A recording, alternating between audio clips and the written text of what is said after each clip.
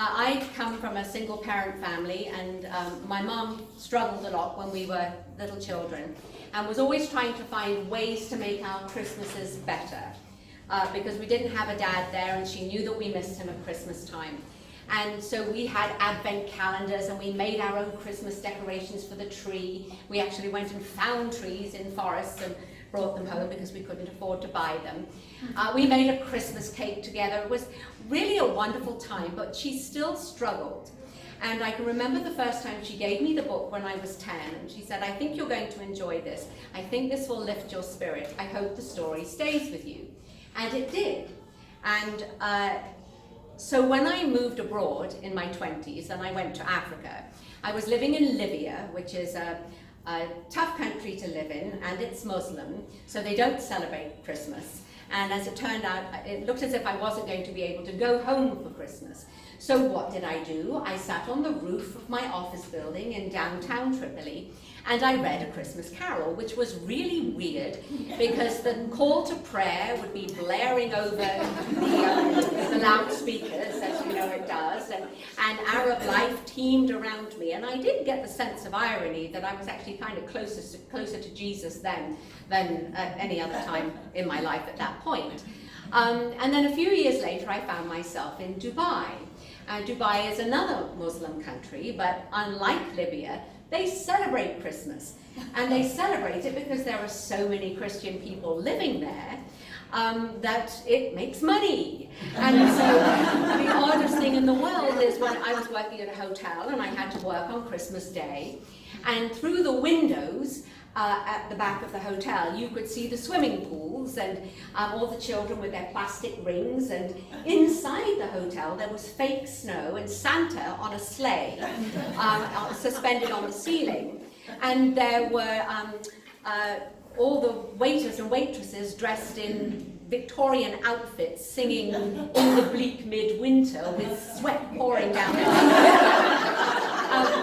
So it was extraordinary, and I would grab my Christmas Carol and I would sit on the beach in my full secretarial garb, because that's what I was, alongside bikinied German tourists, and read A Christmas Carol and try to get myself in the mood, which was very, very difficult. So when I came to Texas, I thought, at last, it's going to be this sort of Christmas that I am used to. And that's when I got the culture shock of my life. Because I arrived in October, late October, and we were building up to Thanksgiving, and people were already talking about Christmas.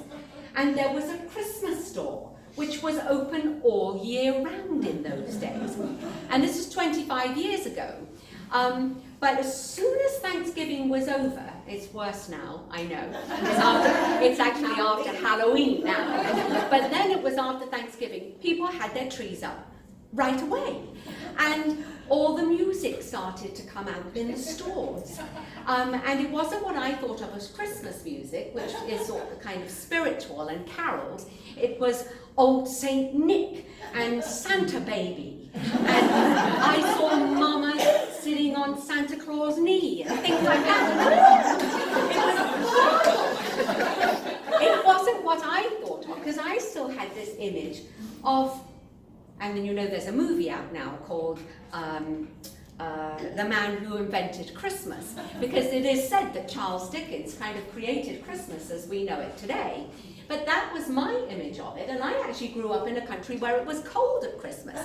Now, there's no place like Texas for making sure, and Austin particularly, that you have 8 different seasons in one day. And you can actually start your day in shorts and t-shirt, flip-flops, and then a blue norther comes through, and you've got your winter woolies on by the end of it. Anyway, I was looking for Christmas. And this first year I was kind of stunned, and all the blow-up Santas in people's yards and enough lights to drain the national grid. It was horrifying to me. So I was looking for Christmas, and I found that there was a show at the Paramount Theatre in downtown Austin called A Tuna Christmas. And I thought, okay, I've heard of Paramount Theatre. Most people know it. right? If you don't know it, it's about a little town called Greater Tuna, and it's done by 2 actors who wrote it, and they do all the roles, and there are about 40 different characters in it. But I heard good things, and I needed a little Christmas lift, and I thought it would be a little bit like a Christmas carol. So I bought the cheapest seat I could get, because I was very poor, and I had a nosebleed seat, which basically means I could wave at passing planes as they went by, right at the top of the theatre. And so they were right down there on the stage, and they started their performance. And I was so impressed by the way they zipped in and out of their costumes, and they became, these 2 wonderful men became all the women, and there was Vera Karp, and I'm trying to remember any of the others, Bertha, I think it was Bertha. But the problem was that I could not understand a single word they said. Not a word. I didn't get any of it. The lady next to me said, "What do you think, honey?" at the intermission. I said, "I don't understand it." And so about halfway through the 2nd act, I began to catch the rhythm. And I began to hear 1 or 2 words, and by the end I was getting it. And so the next day I bought another ticket. And I went back the following week, and I understood everything. And I thought I'd come to Texas to become an actress, and I thought, this is like a masterclass. But more importantly than that was the fact that they were making people happy. Yeah.